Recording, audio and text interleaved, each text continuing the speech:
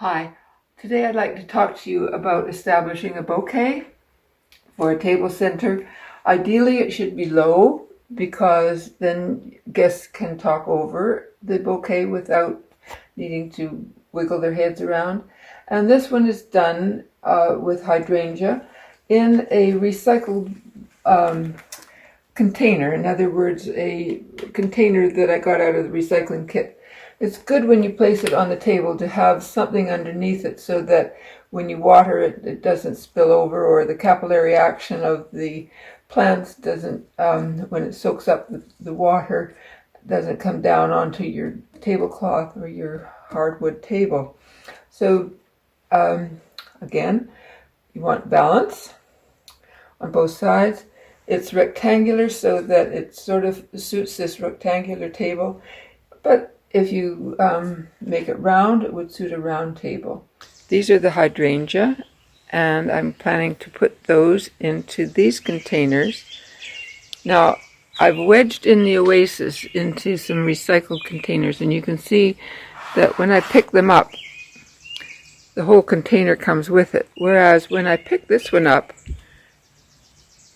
see, it separates from the recycled container. So I'm going to push in here some more oasis that I'll cut to size from this piece. There, I've cut that extra piece to size so that now the whole thing will be stable when I transport it in the car. If I didn't do that, I'd have to tape it. I'd have to run a tape around here and a tape around here. These Annabelle hydrangea, I'm told, are sterile, that the pollinators won't appreciate them. So I'm going to make use of those in the bouquet and fill these containers. It's July 4th, so I'll try to do a red, white, and blue and see how that goes. I've cut several pieces the same size. I'll take all the leaves off the bottoms here and then begin to push them into the oasis in a group of 4. So that's the first step. The balance of all 4 sides, since it will be set on a rectangular table, begins to get the balance so that when I fill in on the 8 sides, the sides in between, then I'll still maintain a balance.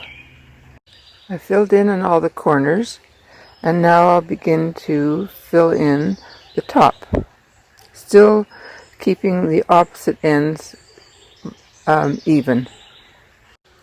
So I've almost completed these 3 bouquets in front of me, but if you take a look, you can see that there's still a spot here that shows the container, and one of the guidelines is to cover your container for this informal centerpiece floral arrangement and cover all the oasis, cover all the gaps. At each stage you want to check for balance, and seeing that they're pretty balanced, I'm wondering whether I should add the blue or not. I'll try it. If I don't like it, I can always take it out. One other thing, when you cut your stem, try to cut it at an angle so that it's easier to stick into the oasis. As I've been working here, I've noticed the bees do come to the blue lace cap, the blue lace cap hydrangea, but they've left the white ones alone. You can see that I have put a board across the wheelbarrow so that I can put the debris into the wheelbarrow. An important thing is that when you are picking, either get your plants immediately into water or immediately into the oasis, the wet oasis, because the stems start to form a barrier to protect themselves on the cut side. And if you put them right into the oasis, they won't form that stem and they'll still suck up the water. It's early morning and it's been cool enough that the moisture is still in the plants. Ideally, you would arrange your final flowers in the bouquet when you've placed it in the setting. But since I'm taking this to the hostess this afternoon, I've banked it with some weights that I used to use in my ankles, and it's safely in my car, ready for transport. When I get there, I'll put more water in. I don't want to have the water sloshing around in my car.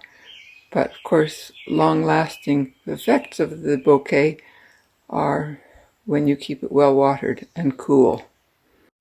A little review on your bouquet.